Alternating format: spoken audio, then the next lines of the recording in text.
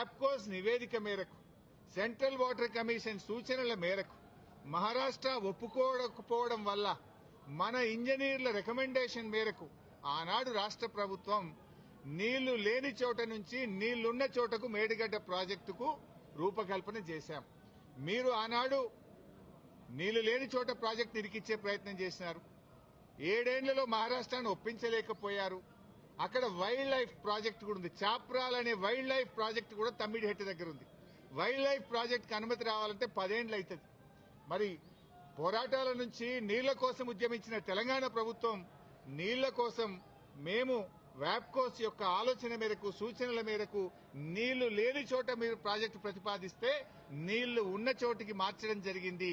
ఎందుకు మార్చామనేది documents, evidences, meeting minutes, central water commission లెటర్లు, మహారాష్ట్ర ముఖ్యమంత్రి రాసిన లెటరు అన్నింటినీ కూడా కమిషన్ కు పూర్తి ఆధారాలతో సహా సమర్పించడం జరిగింది. ఎందుకు మార్చవలసి వచ్చిందో సవివరంగా చెప్పేటువంటి ప్రయత్నం మేము చేయడం జరిగింది.